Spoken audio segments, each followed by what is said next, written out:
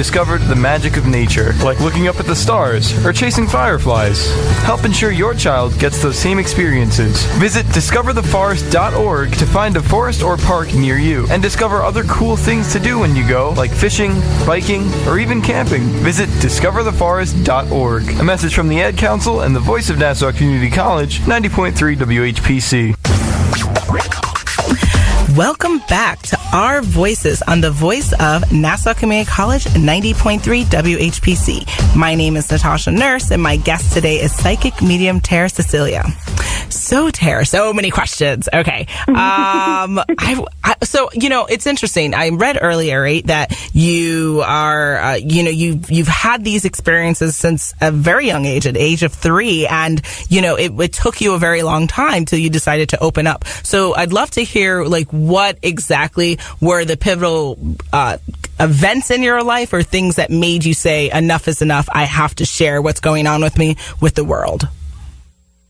So in May of 2016, I was in a traumatic car accident, which for a regular person is traumatic enough, and it took a year of recovery. But when I went into a utility pole at 50 miles an hour, somebody cut me off and sent me into it. And Jesus, take the wheel, moment. Yeah. I never really liked that song until I related to it. And I was like, oh boy. Yeah. And wow. I had the white light experience, which here I am talking to having these experiences with the dead. And it took me going into a pole, having the white light experience, and literally hearing in my head, what are you doing? You're not supposed to be here. Wow. And when you bounce a wall in a room and it the first impact it has on a wall and it bounces right back at you, that's what I felt my spirit did back into my body. Interesting. Wow. And okay. Since that moment, it has been next level communication for me. Oh, interesting. So it elevated your connectivity to this world then? Tremendously. Wow. Interesting. Yeah. Okay. And so does that mean you've had more readings since then? Oh, I've had, I think I've had double or more than I had before I was in my car accident. I actually, in time when I was BC and AD. So I call, before my accident is Terry BC, before a crash. And now we are after the crash. And it is a whole new ball game. Okay. What do you feel like people should know about the spirit world and the ones who are no longer with us? What are vital things that we as a society need to know? Well, I think that one of the major things is they're not no longer with us. They're with us. They're just not with us in the terms that we are used to. Which I think is something they're no longer with us. No, they're with you maybe even more now than they were before, because before they were limited by their physical body. Now they are no longer limited by their physical body. Interesting. So I think we as a society say they're no longer with us because, we don't physically see them. We can't hug them. We can't say things to them. But you're suggesting that, we're living our life and these entities are, in the room with us or following along in our journey. It's just we can't see them, essentially? Yeah. And, they respect your boundaries. So I'm not going to be your grandpa's not peeping over you while you're showering. That's not happening.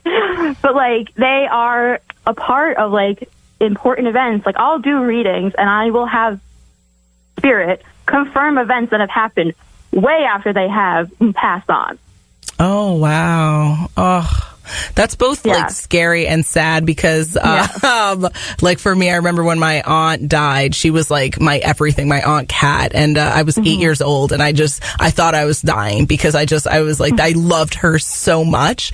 And even now, I'll tell my husband, I wish he could have met my Aunt Kat. She was the best person ever, someone who literally just made you feel amazing every single minute. And I come from a very, interesting family, which they can be a little bit harsh, and she just only made me feel like sunshine. And I just, the idea of if she still could see me now and if she could still, know what I'm doing now, that is very comforting, because I've missed her so much. Like I sometimes just like cry about it. I just miss her so much, but that's really nice to know. Wow. Okay. Yeah. So now when people are coming to you, why are they coming to you to connect with these, their loved ones that are now like in a different form? There will be a plethora of reasons why people will ask or not ask for a reading, because I'm known to like walk up to people in like the supermarket or like the craft store. Mm-hmm. It could be a variety of things. They may want to know if they're going in the right direction in a relationship, like what they still want validation from this person who is passed on. Like, do you think this is a good relationship, or do you know what's going on with my health, or have you met have you met your grandchild, or like your great, some new relative that's been born after they have been deceased. The list goes on and on of like reasons people want to know, and it's someone you love them. You want to know if they know. You still want to share these experiences with them. Interesting. What about when people? So sadly, right? People will die and then maybe not have a resolution with their loved ones, right? So maybe they were in an argument or they were in a conflict. Have you ever dealt with someone who was like fighting or arguing with someone who's passed on, kind of, and like they are still angry, or the spirit is angry, and how to deal with that? So I always I love this question, because I'm like, this is your family drama. I'm just delivering the message to you. Because I've had people get angry with me. I'm like, no. Yeah. I'm just the middleman. Interesting. Interesting. And then that begs the question. So I'm sure you've seen movies like The Grudge or The Exorcist, right? I actually have never watched them. Really? Well, first of all, like I mentioned before, I didn't go to Disney World until 5th grade. Yeah. I have never been allowed or would let myself watch horror films. And because it's too upsetting? It's too upsetting to me, and because I relate that to the devil, and I don't give the devil any more time than he needs to have. Interesting. Okay. All right. Well, to give you a little synopsis, like Amityville Horror, right? That film is about kind of a haunting that took place here in Amityville, Long Island, New York, right? And that there was I think 4 or 5 people in a family, and one of the sons, he supposedly was possessed, and they present the story in the film. I'm not quite sure the full accounting of what happened in the house, but in the film, he kills his family. And then another family moves into the house many years later, or a couple of years later, and then is kind of affected by that trauma that happened in the house. What are your thoughts on scenarios like that, where you have a tragic end happen in a property and then people move into that property? Is there a lingering effect? Is there an effect that is possible? Yeah, absolutely. I mean, you constantly hear, like, if you watch any ghost television show, you hear about residual energy. And when any kind of event, especially a traumatic one, takes place in a home or anywhere where there are natural substances all around it, like wood, like if it has wood in the wall, like it's getting absorbed into those natural substances. Interesting. Okay. And it will be a reoccurring haunting. Like, it will be residual. It will live there, especially if it was like demonic related, which is a whole other thing on its own, and you need to get that blessed by every type of religion there is, if not demolish it. Interesting. I think that home should have been demolished. Okay. You are listening to Our Voices on the Voice of Nassau Community College, 90.3 WHPC. My name is Natasha Nurse, and my guest today is psychic medium Terr Cacilla. So, oh my gosh, I can't even imagine what everyone is thinking as they're listening to us speak, because I have a whole slew of images and thoughts going through my head. But, I guess if someone is if they're just listen, I cannot believe this until I see it. What do you say to that? Does it matter in the line of what you're doing? Does it matter if 90% of people don't believe in the possibility of spirits or interactions like this? Well, I have a good example of that. My uncle is a Coast Guard. He was in the Coast Guard, and he, military, not true, not true, not true. Mm-hmm. Well, I spent a weekend with him, and he texts me everything now. This happened. Did you see this? Do you know about that? And you need to open yourself up to it. And, like, I've had honest conversations with him and be like, you are a body that has a spirit in it. You believe in a religion. Why isn't the rest of this true? And why, if energy can't be created nor destroyed, why can't it be true? If you're so fast-paced, what makes this impossible?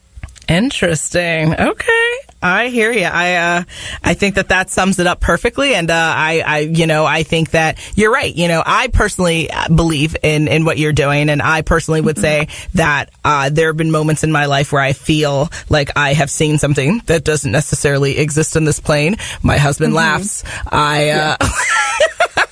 I would say that, it's scary and it's, but I agree with you. I think that you as a person, you either are open to something or you're not. And I think that it's been very interesting hearing your experiences and learning a little bit more about this process. But, I do want to ask a couple of just like fun rapid fire questions just so people can also just get to know you as a person. So, you answered my questions about, seeing The Exorcist or any of that stuff. But like, what about books? What are you currently reading? So I'm always, how cliche is this? I'm always reading the Bible because, like, it is just the book.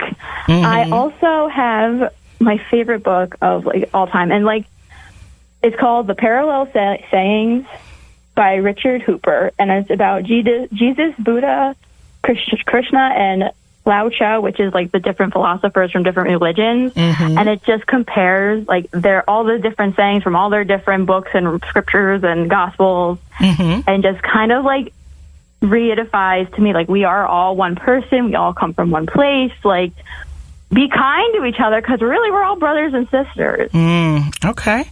And then I guess one other question I have is what is the best advice that has ever been told to you by someone alive or not alive? So this is from my grandpa, who is no longer with us on the physical world, but he is with me all the time in spiritual form. And it was like the greatest advice, and is we all put our pants on one leg at a time. I can't. So what does that mean?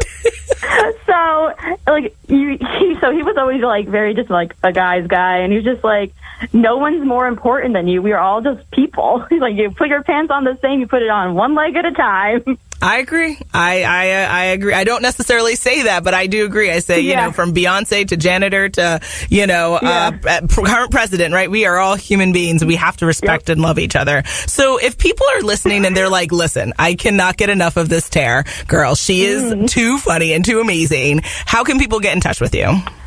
So you can get on touch with me on Instagram and Twitter. I am Terr Cacilla on both of those. That is TerrCacilia.